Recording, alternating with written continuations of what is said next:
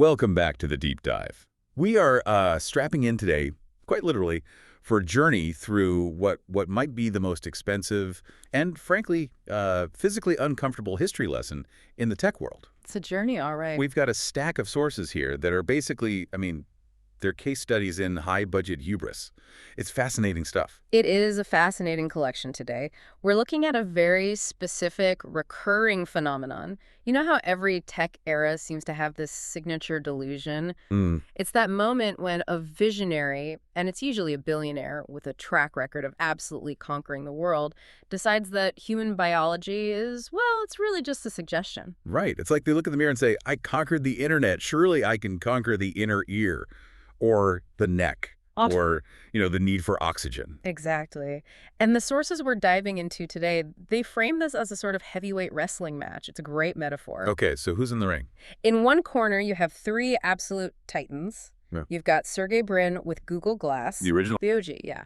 Then you have Mark Zuckerberg with the VR helmet. The big pivot. The big, expensive pivot. And then the final boss, you have Elon Musk with the colonization of Mars. And in the other corner? The human body. Just Yeah. the entire concept of the human body, with all its limitations and needs. And spoiler alert, the body is undefeated. It really is. The body is the reigning champion, and it doesn't look like it's giving up the title anytime soon. So we're going to be pulling from some really sharp analysis today, specifically pieces that are titled just brilliantly. We've got Mark Zuckerberg's helmet, a love letter to vertigo. Ouch. We've got adventures in Steve Jobsism, which, that tells you everything you need to know. It really does. And finally, Mars. The ultimate disrespect to biology. The mission today is to unpack why these geniuses, these incredibly smart people, keep building things that our anatomy fundamentally rejects. It's a pattern we absolutely need to explore. The sources call it the clash between the age of abundance and reality. The age of abundance. What does that mean in this context? Well, there's this sort of prophecy in Silicon Valley that we're moving toward a seamless digital abundance, an age where we transcend our physical limits, where data and digital experiences are all that matter. Okay, I'm with you. The promise. The promise. But the reality looks more like strapping a toaster-sized computer to your face and trying not to throw up. Yeah. It's a big disconnect. I love that image. Yeah. And it's so accurate. So let's not waste any more time. I really want to start with the device that was supposed to replace reality itself. We're talking about the helmet. Mark Zuckerberg's big bet on the metaverse. The love letter to vertigo, as our source so brutally calls it. It's such a perfect title, but it absolutely fits. The source describes this device not as a tool or a portal, but as a face-hugging, soul-smothering, battery-powered helmet. Which is, that's not even an exaggeration, is it? That's just a factual description of the hardware. It really is. And we have to look at the pitch to understand the failure. The pitch was incredibly confident. The idea was, reality is overrated, it's messy, it's inconvenient, so let's log out. Right. Why would you want to look at your actual coworkers in a physical room with, all the messiness of real life, the bad lighting? The fact that they have legs. The leg issue, yes. When you could look at their floating torsos in a digital void. While wearing what essentially amounts to scuba gear for a budget meeting. It just sounds so appealing when you put it that way. Doesn't it? And this is where that whole age of abundance idea just hits a brick wall. The wall of what the source calls the dizziness economy. Okay, the dizziness economy. I flagged that term in the notes because it's brilliant. It implies that the main output of this entire multi-billion-dollar venture wasn't productivity or connection. Yeah. It was vertigo. It was vertigo. It was nausea. It was a profound sense of unease. And there's a deep biological reason for this. It's not just a software bug. Explain that. Because I think people feel it, but they don't know why. Well, your brain has a very, very specific way of understanding motion. It relies on two key inputs. Your eyes, obviously, which see movement. But just as important, your inner ear, the vestibular system, which feels movement. It feels acceleration, gravity, balance. Okay. When those two signals don't match up, when your eyes are screaming, we are on a roller coaster, but your inner ear is saying, nope, we are sitting perfectly still in an office chair, your brain freaks out. It doesn't know which one to believe. It defaults to a very ancient evolutionary trigger. It assumes you've been poisoned. Poisoned? How does it make that leap? Think about our ancestors. If you ate a bad berry or some spoiled meat, one of the first neurological symptoms would be dizziness. Your senses would get scrambled, so the brain developed a safety protocol. If the senses are scrambled, we must have ingested a toxin. And the solution to ingesting a toxin is? Eject.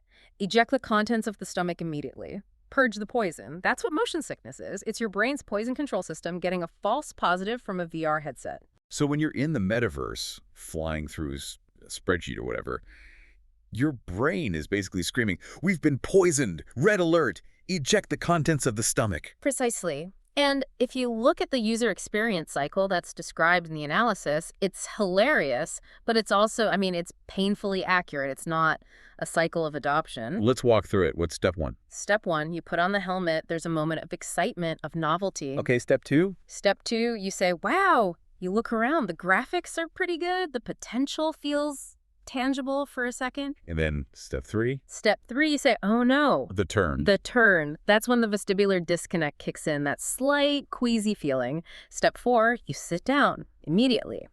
You need a stable surface. And finally, step five. Step five, you question your life choices. You wonder why you spent hundreds or thousands of dollars to feel like you just got off a tilt-a-whirl. I feel like I've lived that exact cycle.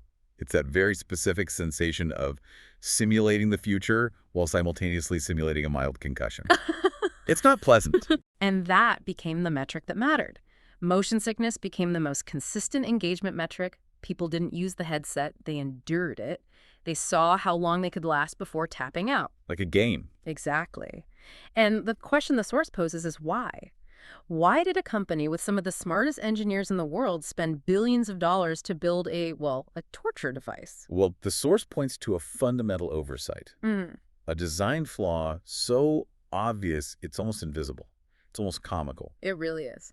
The helmet was a device in search of a head, but it completely forgot one crucial piece of anatomy connecting the head to the body. Humans have necks. Humans have necks. The neck problem. It sounds so silly when you say it out loud, but biomechanically, it's devastating. Write that down. Why is the neck such a deal breaker? Okay, so your head is heavy. It's about 10 or 11 pounds on average, like a bowling ball. Right. And your cervical spine, your neck, is this incredible piece of engineering designed to balance that weight perfectly over your center of gravity. It's a delicate, precise system. But when you strap a brick to the front of your face, you are creating a cantilever effect.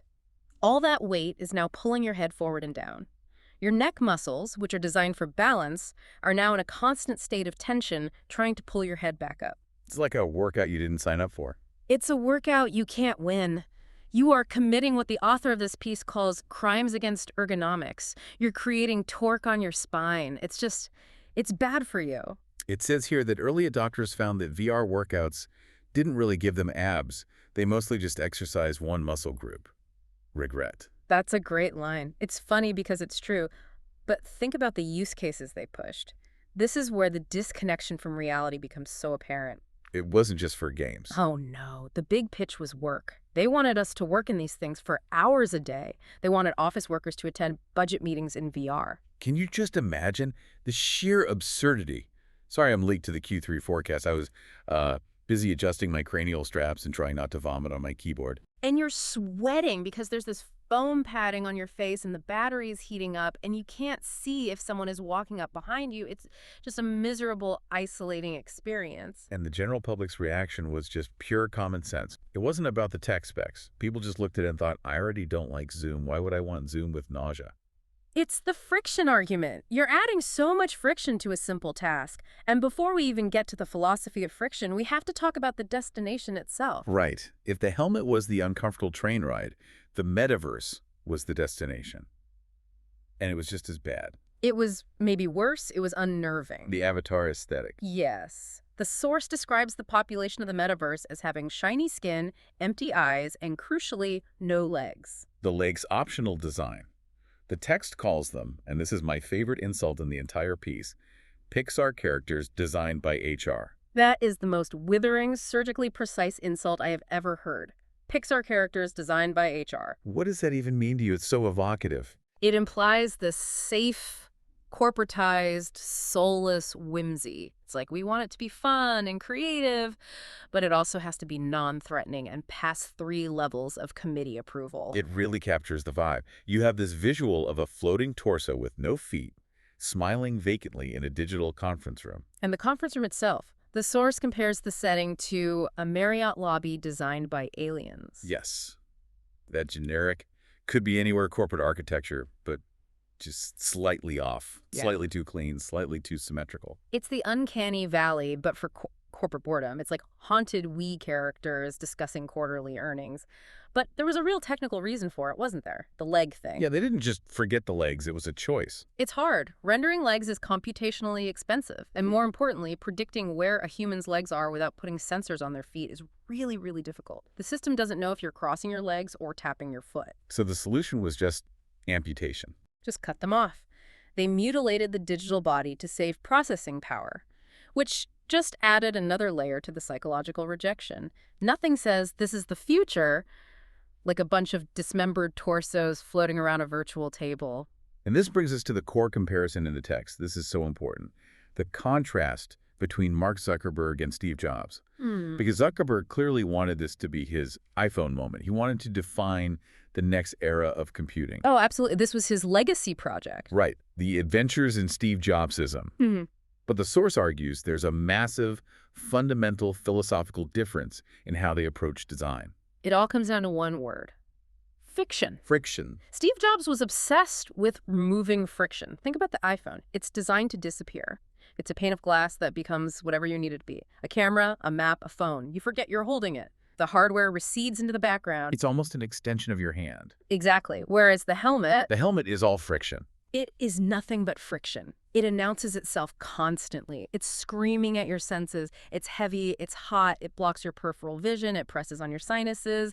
The source says it's like a needy parrot screaming, "Hello, I am on your face." I am on your face. That is not a feature you want in a consumer product. No, it's the opposite of it. It just works. Jobs gave us, it just works. Zuckerberg's philosophy, according to this text, was adjust until comfortable, which is just corporate speak for good luck. Good luck, and here's a barf bag. And the lesson here, which was an incredible... So the helmet is currently gathering dust in closets everywhere, smelling faintly of ambition and foam padding. But Zuckerberg wasn't the first to try and strap a computer to our heads. He wasn't the pioneer here. Not at all. We have to rewind a bit to the OG of face pewters. We have to talk about Sergey Brin and Google Glass. Ah, yes. Act 1 of the tragedy. 2012. A simpler time. A more optimistic time, maybe. The source also lumps this squarely into adventures in Steve Jobsism. And it paints such a vivid picture of Sergey Brin at that time. He wasn't just launching a product, he was auditioning for a role. He really was. He was playing the part. He had the black shirt. He had the visionary confidence. He was generating his own reality distortion field, that term associated with Jobs, where he believed he could will the future into existence just by describing it. But the source notes he was missing one critical accessory that Jobs actually had in spades. Social awareness. Ouch. But fair. It's devastatingly fair. The core idea behind Google Glass was, if you boil it down, that the fundamental problem with humanity is that we don't have enough screens in our faces. Right. They looked at phones and said, the phone is too low. Looking down is bad for your posture. Laptops are too far away. The solution. Glue the internet to your skull. Put it right in the eye line. Yeah. And the expectation was that people would see it and say, wow, you changed everything. They thought it would be a status symbol like the first iPods. But the reality, the actual reaction on the street was, why is that man filming me with his face? That's the whole story right there. That distinction between visionary and walking surveillance camera is exactly where Google Glass died. It was released, as the text says, as a social experiment without institutional review board approval. They just threw it out there to see what would happen. And it was an expensive experiment. It was $1,500. Which was a huge, huge filter. Yeah.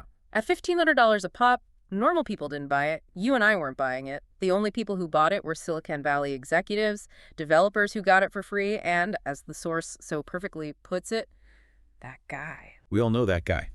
The guy who has to have the first of everything, mostly so he can tell you about it. Exactly. And this filtered user base led directly to the failure catalog. The source actually breaks down, point by point, exactly why it was rejected so viscerally.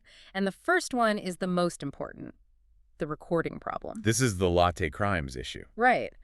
The problem was nobody knew if the camera was on. There was a tiny light, but it was subtle and you couldn't really see it. So every single interaction with a glass user felt like a hostage negotiation. You felt like you were being audited. You were.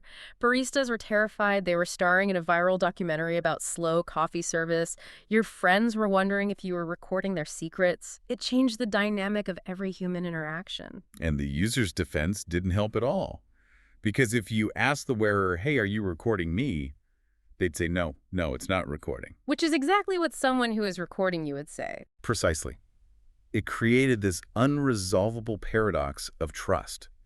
You couldn't trust the face you were talking to because there was this third party the computer interposed between you.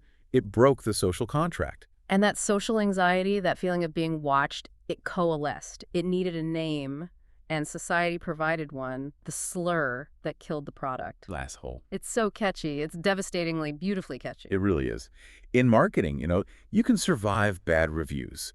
You can survive software bugs. You cannot survive a derogatory noun that doubles as a diagnosis and a lifestyle choice. Once society invents a word that means a person who wears your product is, by definition, a jerk, the brand is dead. It's over. There's no coming back from that. And it wasn't just a name people were calling each other online. It had real-world consequences. The source lists the venues that outright banned it. It's an incredible list. Restaurants, bars, movie theaters, casinos, there were actual physical signs. No glass, no filming, no discussing why you need glass. That last part is key. Don't even try to explain it to us. People didn't even want to hear the pitch. But where it really got tragic, and, deeply funny, was the dating scene. Oh, the dating section of the source is just brutal.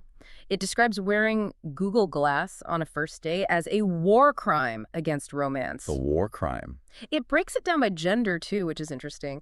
Men wearing glass on dates reported their dates literally getting up and leaving before the appetizers arrived. Whoa. Or asking them if they worked for the CIA, because it just signaled, I am more interested in my notifications and the data stream in front of my eye than I am in you, the human being sitting across from me. It's the ultimate act of divided attention. It is. And women who went on dates with men wearing glass reported that the guys blinked too much because that's how you took a picture. You took a picture by winking. You winked at the world. And they said the men kept talking to their own faces, just muttering commands. So you're on a date, and the person across from you is winking and muttering to themselves. Yes. And you're thinking, I think he just Googled me while I was talking. That's the ultimate romance killer. You're telling a vulnerable story, and you see his eyes dart up and to the right because he's fact-checking you, or, worse, reading an email. It's just so profoundly awkward. And it wasn't just a U.S. phenomenon. The international reaction was even colder, if that's possible. Oh, yeah. France just said, none. Just a flat none. Culturally, they value privacy and the sanctity of the dining table way too much for that. And Germany. Germany immediately started debating surveillance laws. It became a legal and philosophical issue for them overnight. Japan apparently reacted with terrifying judgment. I love that phrasing. Not anger, but judgment. Silent, piercing judgment. Italy apparently involved aggressive hand gestures that risked the device's safety. Yeah. But I loved the description of the reaction in the UK. What was that? Whispered legality questions. Is that allowed? Should we say something? Is that chap allowed to wear his face machine in here? It's perfect. But the absolute peak of this story, the climax of the glass hole era, the moment that perfectly encapsulates the entire project, is the subway story. Yes. This is the ultimate field test. I want to paint the picture for the listener because it's a masterpiece of tech hubris meeting street-level reality. Please do. So picture this. It's early 2013. Sergey Brin, co-founder of Google, a billionaire many, many times over. He decides he needs to connect with the people. He needs to see how glass works in the wild in a real uncontrolled environment. So he takes the New York City subway, the L train, maybe the 456. It doesn't matter. He's on the train. Now you have to keep his outfit in mind. He's wearing a hoodie, a backpack, and these futuristic cyborg glasses. Now, to him, in his mirror in his penthouse, he looks like a tech mogul on the move, a grounded, relatable cyberpunk protagonist. But to the tired, cynical, overstimulated riders of the NYC subway, he looks like a subway philosopher. He's not signaling wealth. He's signaling instability. The hoodie says, I'm hiding. The backpack says, I'm transient. And the glasses say, I'm seeing things you don't see. And then the mistakes start. Mistake number 1, talking to his face. Okay, glass, what's the weather? In a crowded subway car. That is a flagrant violation of the unspoken code right there. You do not make unnecessary noise on the subway. Mistake number 2, and this is a great detail from the source, the latency pause. The latency pause, what's that? Glass wasn't instant. It wasn't as fast as thought. So he'd ask a question, okay, Glass, how far to Union Square? Yep. And then he'd just stare into space for 3 or 4 seconds, waiting for the processor to catch up and display the answer. Oh, no. So to everyone else in the car, he looks like he's hearing voices or receiving prophecies from the mothership. He's just frozen, staring at nothing. So he's muttering, he's staring blankly into the middle distance, he's wearing a hoodie. Yeah. The picture's getting clearer. Yeah, and then the climax. Hmm. A kind woman, probably an older woman, sees him. She sees this whole picture. And she doesn't know who he is. She doesn't see a tech billionaire. She sees a man who is down on his luck. She sees someone who is struggling with reality. So she walks over to him, she hands him 2 quarters, and she whispers, God bless. Oh, the irony. The beautiful, crushing irony. And it triggers a feedback loop. It's the feedback loop of doom. Other people see this act of charity and they think, oh, that poor cyborg man, he needs help. So someone else drops $1 in his lap. No. Yes. Yes. And Sergey, does he realize what's happening? Is he processing this social feedback? I'm guessing not. He's confused. He tries to say, no, I'm fine. I'm a billionaire. But Glass, his own creation, picks up his voice and replies out loud for the whole car to hear, I'm sorry, I didn't understand that. That is the perfect punchline. The machine itself confirming his confusion to the entire subway car. So he gets off at the next stop. He has $3.75, a protein bar someone gave him, and a profoundly failed product. That is the subway test. And the source argues, I think correctly, that the subway doesn't care about your net worth. It is the ultimate equalizer. If your new technology makes you look like you need spare change, it's not the future. And that really summarizes the failure of Glass, doesn't it? It wasn't that the screen didn't work or the battery life was bad, which it was. It failed because it ignored social biology. It tried to bypass consent. It ignored the fundamental human rule, don't film me while I'm eating a burrito. So we've got Glass, which ignored social biology, how we interact with each other. Mm-hmm. We've got the helmet, which ignored physical biology, our necks, our eyes, our sense of balance. Right. But now we have to talk about the final boss in this war against the human body, the vision that ignores all biology, every last bit of it. We have to go to Mars. Mars. The source calls this, and it's not hyperbole, the ultimate disrespect to biology. It's a complete escalation, isn't it? If Glass was annoying society and the helmet was causing physical pain. Mars is just lethal. It's the final frontier of biological rejection. Let's look at the job description for a Mars colonist as it's laid out in the text. If you saw this on LinkedIn, you would report the company for creating a hostile and unsafe work environment. Okay, let's go through the specs. This is important. First up, gravity. About 38% of Earth's. Now that sounds fun, right? I can jump really high, I'll feel so light. Sounds great. But your bones, your skeletal system looks at that 38% gravity and says, we're out, we quit. Right, osteopenia. That's what happens to astronauts. Your bones literally start to dissolve because they don't have to fight against gravity to hold you up anymore. The body is efficient. It gets rid of what it doesn't need. Exactly. So your skeleton weakens. Okay, next up, atmosphere. Decorative. Decorative is the perfect word. It's there. It makes the sky a nice reddish color, but you absolutely cannot breathe it. It's about 95% carbon dioxide. You step outside without a helmet, you're dead in minutes. What about radiation? Free, unlimited, and lethal. Mars, unlike Earth, does not have a protective global magnetic field. So you are getting bombarded by high-energy cosmic rays and solar radiation constantly, 24/7. Which does wonderful things for your DNA. It does. Yeah. Then there's the commute. 6 to 9 months in what the source calls a flying closet. And that's if everything goes perfectly. Yeah. And you're in there with the same handful of people with no escape. And finally, the best part, the return policy. Unclear to fictional. Right. We'll get back to you on that. The source makes a really profound point here about how this vision treats humans. It treats them like modular furniture. What does that mean? It's this assumption in the age of abundance mindset that you can just take a human and unplug them from Earth and plug them into Mars and they'll just work. Like we're just software running in a meat container. But we're not. We are not. We are a deeply, deeply specialized product of one specific blue rock. Our vestibular system, our blood pressure regulation, our psychological need for blue skies and green trees and the smell of rain, it's all calibrated for Earth and only for Earth. The text describes Mars colonization as extreme indoor living. That's exactly what it is, and we need to get rid of this romantic image of pioneers on a new frontier. That's not what it would be. The reality is living in a sealed can, eating processed recycled food with no trees, no open water forever. It's a lifetime sentence of claustrophobia and isolation. And all the while, your DNA is being rewritten by radiation like, and I'm quoting here, an overenthusiastic editor with no spell check. That's a terrifying image, but the comparison that really stuck with me in the text was the one with the ocean. The source points out that the deepest, darkest, most terrifying trench in our own ocean, the Mariana Trench, is still more hospitable than the surface of Mars. Wow, how do they figure that? Because at least gravity works underwater, and pressure is manageable with the right vehicle, and if your habitat cracks in the ocean, you die, sure. But if you manage to survive, you can float to the surface and breathe air. Right. On Mars, if your habitat cracks, the low atmospheric pressure makes your blood literally boil. Mars isn't a colony, it's a stress test. The source says it's just testing how much discomfort humans will tolerate for the sake of billionaire aesthetics. But the source isn't anti-Mars exploration. This is an important distinction. Not at all. It's anti-human on Mars.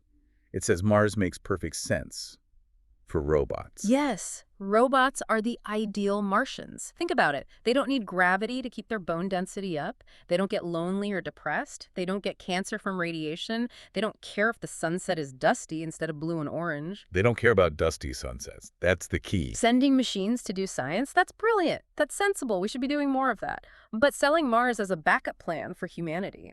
The source compares that to deciding to move into the server racks in your office basement to save on rent. It's technically possible, but a profound misunderstanding of what it means to be alive. It's escapism masquerading as engineering. It's saying, let's abandon the one planet we are perfectly adapted for because fixing its problems is inconvenient. And that leads us to the alternative. Because the source argues there is a real valuable space revolution happening right now. It's just not the sexy sci-fi one Musk is selling. It's not about colonies and new frontiers. No, it's much closer to home. We're talking about LEO, low Earth orbit. The boring but valuable reality. It doesn't have the same romance, does it? It's not about planting flags on red dust. No, it's about global broadband from systems like Starlink. It's about high-resolution climate monitoring satellites. It's about precision agriculture, using GPS and satellite imagery to use less water and fertilizer. Disaster prediction, tracking wildfires and hurricanes in real time. These are things that enhance life on Earth. They respect biology because they are designed to serve the biological beings living on the planet we actually fit on. It's technology in service of humanity, not in spite of it. It's a really interesting pivot. Yeah. The age of abundance promised us new worlds, but the tech that actually works, that actually creates abundance, is the tech that helps us better manage this world. Exactly. A constellation of LEO satellites helps farmers in developing nations grow better food. That is useful. A city on Mars is, at this stage, a vanity project. So when we step back and we look at these three things together, the helmet, the glass, and Mars, there's a clear pattern emerging. It's not just that they failed or are failing, it's the reason why. It's the pattern of humans matter. It sounds simple, but it's the lesson that keeps getting missed. Google Glass failed because it ignored how we socialize our social biology. Right. It broke the rules of eye contact and privacy. The VR helmet failed, or is struggling, let's say, because it ignored how we physically move and see our physical biology, our necks, our inner ears. And the dream of colonizing Mars is a fantasy because it ignores what keeps us alive at the most basic level, our fundamental biology. The winning formula, then, isn't humans will adapt. No. That's the billionaire fallacy right there. The idea that I will build the amazing technology and the meatbags will just have to figure out how to use it without throwing up. The winning formula is to flip that. It's build tools that fit. Build tools that fit our faces, our social norms, our communities, and our deep, unchangeable biological needs. Systems that adapt to humans, not the other way around. Precisely. The instruction manual of the future shouldn't have to start with the chapter How to Try Not to Vomit. That seems like a pretty low bar, but apparently it's a surprisingly hard one to clear. It is, and it requires a certain humility. It requires the builder to admit that 4 billion years of evolution is probably smarter than they are. You can't code your way out of gravity. As we wrap this up, I keep thinking about that image from the source of the VR headset sitting in a closet. It describes it so perfectly. Batteries dead, password forgotten, smelling faintly of ambition. And foam padding. Don't forget the slightly greasy, decaying foam padding. It's a perfect monument to the age of abundance crashing into reality. It's the artifact of a time when we thought we could just ignore the body. It really is. And I think the final takeaway for you, for anyone listening, is to apply the subway test to any new tech hype you hear. I love the subway test.